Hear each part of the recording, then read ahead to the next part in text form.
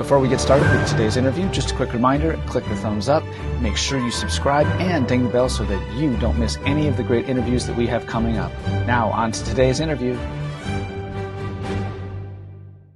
Welcome back, everybody. Today, my special guest is composer Suzanne Dawson. Thank you so much for being with us today, Suzanne. Thanks, Sam. I'm very happy to be here. So today, I want to start off by asking about you as a composer. And I'm curious, do you come from a musical family? I come from an artistic family. My mother was a wonderful watercolor artist, and my father, although it wasn't his profession, he did play saxophone around in speakeasies in Chicago. But actually, there was no music in my home necessarily, except the recordings that my dad would play. And they were older recordings, so I heard a lot of big band stuff. Oh, very good. Do you remember any of the artists that he would listen to frequently? He mostly listened to Wayne King. I don't know if you're familiar with him, the Waltz King. Excellent.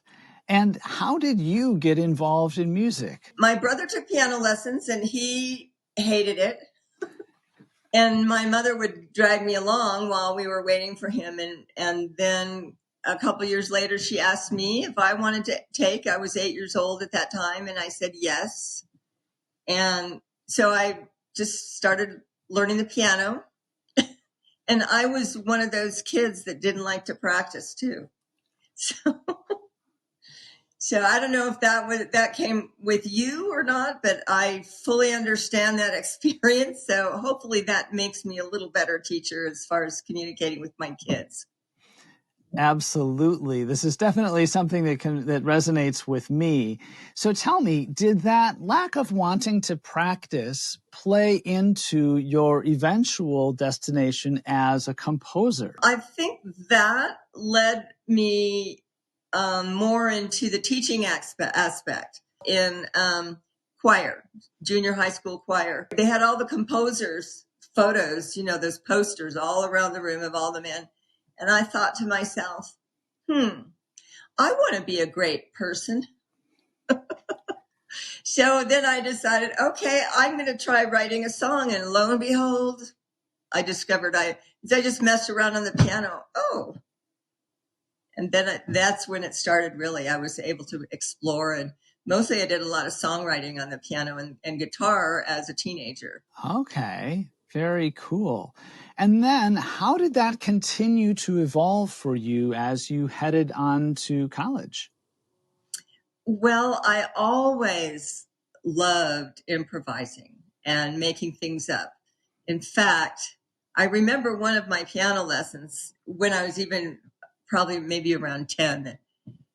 I didn't read music very well at all. And, but I had a good ear and I just sat down and played any old thing while he had the music in front of me.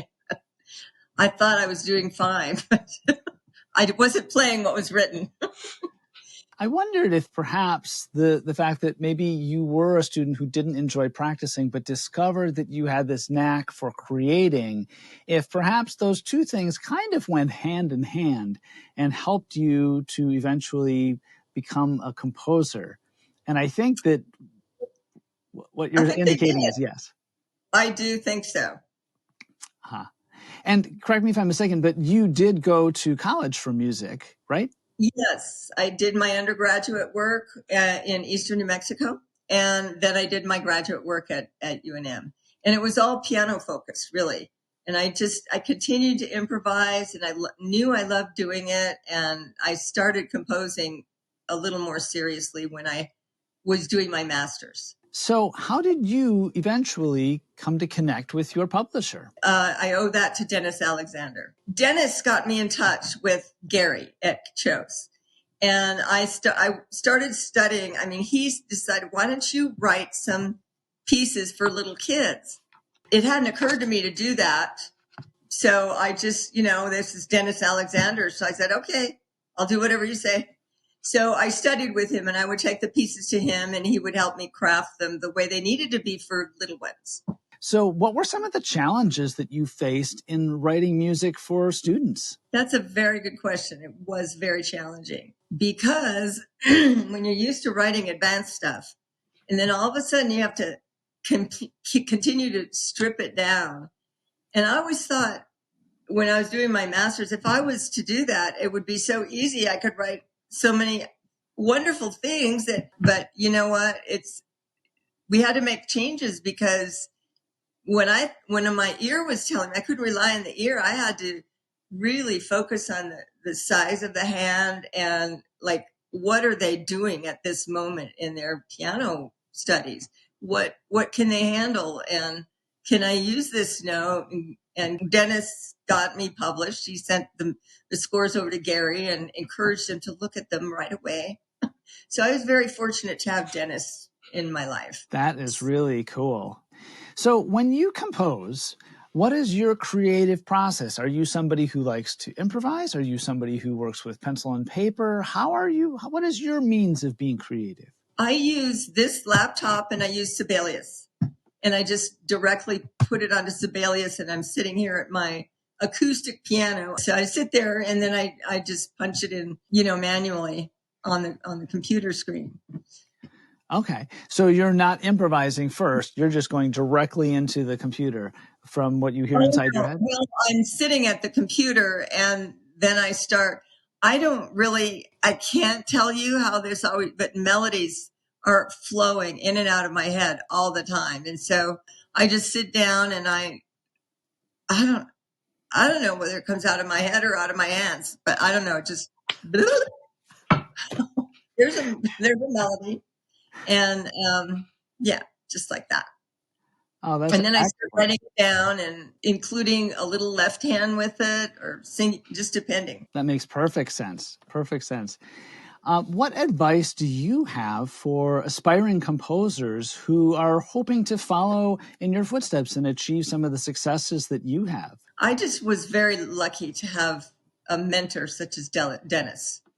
And I think that I just imagine that people will send scores to Chose or whoever. I just don't really know how to go about doing that without having somebody like I was fortunate to have who really took me under his wing and believed in me and encouraged me to continue. Okay, that is excellent. So find a mentor, someone who can help you and shepherd your pieces through. That's really good advice. I love that. How do you get students started when they are beginning composition? That is a very good question. And, you had some really good ideas about what you do with just throwing them into the deep end. Okay, yes, you can compose. Because most people don't think they can do this, but I don't think they ever try. So I'll suggest something, like if it's a little one, I'll suggest make up something on the black notes only. You can't make a mistake. And then I'll help you write it down and I will jot some things. I first start notating it for them. And then, like if it's a little 6 or 7 year old, that notation, you probably know, is really hard for them. So then they come back or I'll say, why don't you see what you can do with 2 to 4 more measures? And then they come back and they write something that sounds ridiculous sometimes, but you go, okay, well, let's see what we can do with that. So one of the things that my composition students express all the time is they have trouble getting started. They see that blank page and it's just the scariest thing in the world. It's so hard to figure out how to make a start. But the other thing that seems to plague a lot of composers is that they start a million things and finish nothing. How do you overcome those two challenges in your writing? That is a tough one. I have a whole stack and a lot of little snippets of things that while you're composing, you hear something and you do something interesting. So I put it into a sketchbook. So, but to tell you the truth, when I sit, like I said, things are going in and out of my head all the time. So I sit down and I think, well, let's just try this. And there's a new composition starting. I do have a pile of starts sitting on the shelf, just a pile of them. I really need to get into that. But every time I sit down, I start doing something else. What do you feel are some of the biggest challenges that composers face today? If you want your music to be, people to become aware of your music, you kind of have to figure out what people are wanting. And so I'm also a songwriter, and trying to figure out a niche that when you want to do your own thing and it doesn't quite fit in, well, that publisher isn't looking for anything like that right now. So, and I think just to get published, period, is a huge challenge. Absolutely. I read, and you have mentioned through the course of our conversation, that you do multiple things, that you do some teaching, that you do some composing. You have this really multifaceted career. So talk to us about the pros and cons of doing a lot of different things to create a career. Oh, wow. That's an excellent question. I just had so many interests, and I wanted to do this, and I wanted to do that, and I wanted to be a great jazz artist. And so I studied jazz. And so I just really had to decide, okay, I'm going to draw from this area. I just had to explore all these things I was really interested in, really. And I just didn't want to neglect that area. And there are still some areas that I feel like, oh, I need to grow a little bit that way.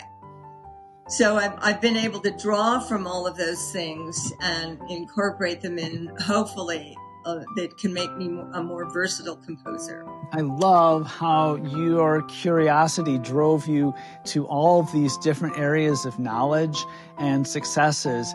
And I love how you synthesize all of that together as a composer. What a cool thing. That's awesome. Suzanne Dawson, thank you so much for being here today. My guest has been composer Suzanne Dawson. Her pieces are on the new National Federation of Music Clubs piano solo list. Thank you so much for your time. Thank you.